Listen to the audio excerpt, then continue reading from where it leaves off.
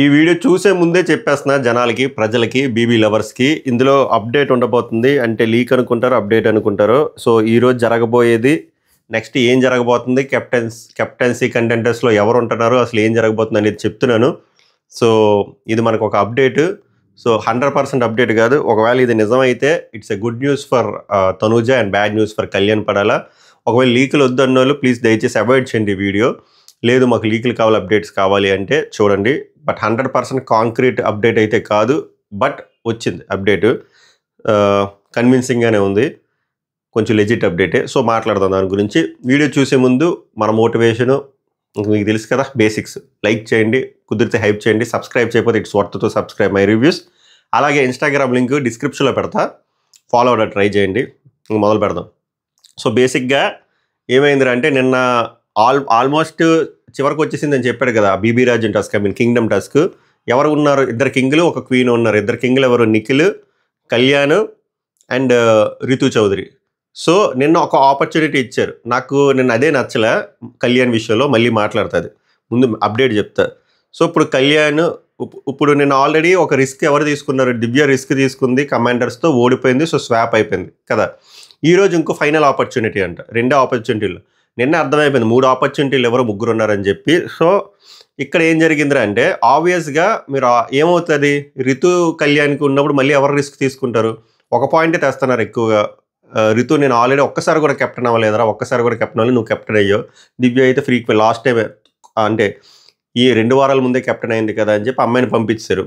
ఇప్పుడు సో అదే కాన్సెప్ట్లో వెళ్తే ఇప్పుడు కళ్యాణ్ కూడా రావాలి కదా. సో కళ్యాణ్ వెళ్ళాడు. సో కళ్యాణ్ రిస్క్ తీసుకున్నాడు. కళ్యాణ్ రిస్క్ తీసుకున్నప్పుడు కళ్యాణ్కి అపోనెంట్ ఎవరు ఉంటారు? కమాండర్స్ ఉంటారు. కమాండర్స్లో ఎవరు వచ్చారు అంటే డిమాండ్ పవన్ రాలేదు, సంజన గారు రాలేదు, తనూజ వచ్చింది. సో కళ్యాణ్కి తనూజకి ఒక గేమ్ పెట్టారంట. ఆ గేమ్ ఏందో మనకు తెలియదు. ఆ గేమ్లో విన్నర్ వచ్చేసరికి తనూజ. ఇది గుడ్ న్యూస్ ఫర్ తనూజ. తనూజని ఎవరైతే ఇండివిజువల్గా విన్ను లేదు అంటున్నారో వాళ్ళకి ఇంకో గేమ్ వచ్చింది చెప్పుకోవడానికి. మొన్న ఆల్రెడీ ఒక విన్ను కొట్టింది కదా, like smell it guess it అనేది హారర్ టాస్క్. అది ఇండివిజువల్ విన్నే కదా, ఇండివిజువల్గానే ఆడితే ముగ్గురులో గెలిచింది. ఇక్కడ కళ్యాణ్తో గెలిచింది. సో ఇంకా ఈ పాయింట్ మీద ఎవరు ఇంక లేబుల్ చేయడానికి లేదు తనూజని. ఆమెకి ఇండివిజువల్గా గేమ్ లేవు, విన్ను లేదు అంటే ఆమె ఇప్పటికి 2-3 గెలిచింది కాబట్టి ఇంకా అక్కడతో కథం. సో మ్యాటర్ ఏంటంటే ఇది గుడ్ న్యూస్ ఫర్ తనూజ. ఎందుకంటే అప్పటికి 6 సార్లు 7 సార్లు కంటెంటర్ అయింది. చివరికి 2-3 సార్లు వచ్చింది లాస్ట్ 2 లాస్ట్ 3కి. సో మళ్ళీ ఇంకో గోల్డెన్ ఆపర్చునిటీ కదా, మళ్ళీ మంచి ఆపర్చునిటీ వచ్చింది. ఇంకొక స్టెప్ హెడ్ ఉంది. సో తర్వాత ఏమవుతుందో పక్కన పెడతాం. సో ఇప్పుడు తనూజ ఏమైందిరా అంటే క్వీన్ అయింది. కళ్యాణ్ కమాండర్ అయిపోయాడు. సో ఇప్పుడు ఏమైందిరా అంటే ఒక రాజు, 2 క్వీన్లు. నిఖిల్ రాజు, 2 క్వీన్లు వచ్చేసరికి రితు చౌదరి, తనూజ. ఇక్కడతో అయిపోయింది, కథం, టాటా బై బై అంట. సో ఈయన కమాండర్ అయిపోయాడు కాబట్టి అయిపోయిందంట. సో ఓవరాల్గా కంటెండర్ రేస్లో వీళ్ళు ముగ్గురే ఉన్నారని టాక్. ఏది కెప్టెన్సీ కంటెండర్స్లో ఎవరు ముగ్గురు రా అంటే నిఖిల్, రితు చౌదరి అండ్ తనూజ. సో వీళ్ళు ముగ్గురు ఉన్నప్పుడు ఒకవేళ మనకు వచ్చిన అప్డేట్ ప్రకారం వీళ్ళు ముగ్గురు బేసిస్లోనే కెప్టెన్సీ కంటెండర్ టాస్క్ పెడితే ఎవరు విన్ అవుతారు? ఎలాంటి టాస్క్ పెడతారు అనుకుంటున్నారు బిగ్ బాస్? ఇప్పుడు నిఖిల్ ఉన్నాడని చెప్పి ఫిజికల్ టాస్క్ పెడతారా? పెట్టరు కదా. సో ఫిజికల్ టాస్క్ కాకుండా వేరే టైప్ టాస్క్ పెట్టొచ్చు. ఒకవేళ అలా పెడితే ఎవరు గెలుస్తారు అనేది మనం చెప్పలేం. తనూజ గెలవచ్చు, నిఖిల్ గెలవచ్చు, రితు చౌదరి గెలవచ్చు. అలా కాకుండా మళ్ళీ తనూజని ఇరికిద్దాం, ఏడిపిద్దాం, ఆర్ ఏదో ఒకటి చేద్దాం టీఆర్పీ కోసం. ఎందుకంటే తనూజకి సపోర్టింగ్ టాస్క్లో వస్తుందో లేదో కూడా తెలియదు. ఎందుకంటే రితు కూడా కెప్టెన్ అవ్వలేదు కదా. ఆర్ తనూజ రితుకు మాట ఇచ్చింది కదా అని చెప్పి రితు గివప్ ఇస్తుందో మనకు తెలియదు. కానీ సపోర్టింగ్ టైప్ ఆఫ్ టాస్క్ ఇచ్చారనుకోండి, ఈసారి కొంచెం హై ఛాన్స్ ఉంది. మొన్న చాలా బ్రేక్ డౌన్ అయింది కాబట్టి ఈసారి మద్దతు వస్తుందని నేను అనుకుంటున్నా. అప్పుడు high chance for Tanuja to become captain. ఈసారి కొంచెం డోర్స్ అయితే మంచిగానే ఓపెన్ అయి ఉన్నాయి.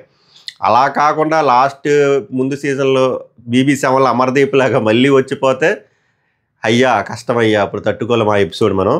సో ఓవరాల్గా నాకు వచ్చిన అప్డేట్ అయితే ఇది. వీటిపైన మీ స్పందన ఏంటో చెప్పండి. ఇప్పుడు ఇది అప్డేట్.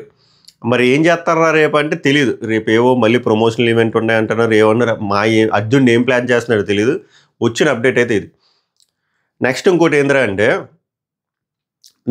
ఇప్పుడు కళ్యాణ్ పడాలి, అది నాకు నిన్న నచ్చిన విషయాలు 2. ఇంకోటి ఏంద్రా అంటే నేను మిడ్ నైట్ వీడియోలో చెప్పాను, తనూజ దగ్గరికి వెళ్ళి మళ్ళీ అదే దేక్కుంటూ మాట్లాడుతున్నాడు, సెల్ఫ్ రెస్పెక్ట్ లేదు, అసలు సిగ్గు లేదు, ఇది లేదంటే కొంతమంది ఏదో పెడుతున్నారు లైక్ ఆ మెడికల్ రూమ్కి వెళ్ళింది, ఆ మాత్రం కన్సర్న్ ఉండదా ఆ ఫ్రెండ్షిప్ మీద మాట్లాడాడంటే, ఫస్ట్ థింగ్ నేను ముందుకి వెనక్కి వెళ్ళి చూసాను, నాకు మెడికల్ రూమ్కి వెళ్ళిన విషయం ఎక్కడ కనబడలే. పొరపాటు మీకు ఎక్కడైనా కనబడితే ఆ క్లిప్ దయచేసి నాకు మెసేజ్ చేయండి, పింగ్ చేయండి. మై రివ్యూస్ అఫీషియల్ అని ఉంటుంది కదా, లింక్లో డిస్క్రిప్షన్ పెడతాను. బట్ నేను ఇప్పుడు కూడా ఆ పాయింట్ మీద స్టిక్ అయి ఉంటా. ఆమె మెడికల్ రూమ్కి వెళ్ళినా, రైల్వే స్టేషన్కి వెళ్ళినా, ఎక్కడికి వెళ్ళినా సరే, సరే మెడికల్ రూమ్కి వెళ్ళింది, ఫ్రెండ్ అనుకున్నావు, వచ్చింది, నార్మల్గా మాట్లాడుకో, ఏదో ఒకటి మాట్లాడుకో. కానీ అక్కడ కూడా నువ్వు నిన్న జరిగిన ఏదైతే నీకు ఇన్సల్ట్ జరిగిందో, ఎక్కడైతే నువ్వు మళ్ళీ సెల్ఫ్ రెస్పెక్ట్ కోల్పోయావో, దేనికోసమైతే నువ్వు అన్నం తినడం మానేసావో, దేనికోసమైతే ఒక 2 గంటలు బీన్ బ్యాగ్ మీద కూర్చొని అలిగావో, దేనికోసమైతే నువ్వు మిగిలిన వాళ్ళ దగ్గర ఫైట్ చేసావు ఆ పాయింట్ మీద, అదంతా కాన్వర్జేషన్ ఇక్కడ ఎందుకు స్టార్ట్ చేసావు? ఇక్కడ ఎందుకు మళ్ళీ నువ్వు అసలు అమ్మ బుజ్జి బంగారం అన్నట్టు ఎందుకు మాట్లాడుతున్నావు? అసలు ఆ పాయింట్లు ఎందుకు నువ్వు అసలు ఏవి తేకుండా మొత్తం ఎత్తేసి అమ్మాయికి వదిలేసావు, అమ్మాయి రైట్ అయినట్టు. అది రాంగ్ కదా. అదే కదా అక్కడ సెల్ఫ్ రెస్పెక్ట్ కోల్పోయినట్టే కదా. ఫ్రెండ్షిప్ ఏంది, ఇదేంది? ఫ్రెండ్షిప్ అయితే ఉండు మాట్లాడు అంతే. ఆ క్షణానికి సరే హెల్త్ బాగానే ఉందని చెప్పి వేరే మాటలు మాట్లాడుకోవాలి తప్ప, నువ్వు ఎక్కడైతే ఏదైతే కోల్పోయావో ఆ పాయింట్ ఇక్కడ తెచ్చి మొత్తం తేలగొట్టేసి కమీడియన్లా మాట్లాడేస్తే ఏంది ఇది? సో అది లాజిక్కే లేదు. నాకు ఒకవేళ నేను ఎందుకు అడుగుతున్నాను అంటే అది ఎక్కడ మిస్ అయింది అని చెప్పి అనడం అంతే తప్ప అంతకుమించే లేదు. మన ఉద్దేశం ఇప్పటికీ అదే ఉంటుంది.